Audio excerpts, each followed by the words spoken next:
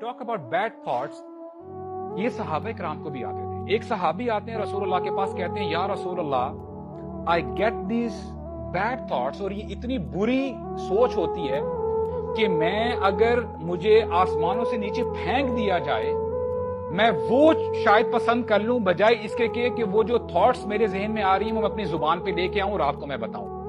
These are استغفر اللہ thoughts, یہ میں اپنی زبان پہ لے کے نہیں آ سکتا.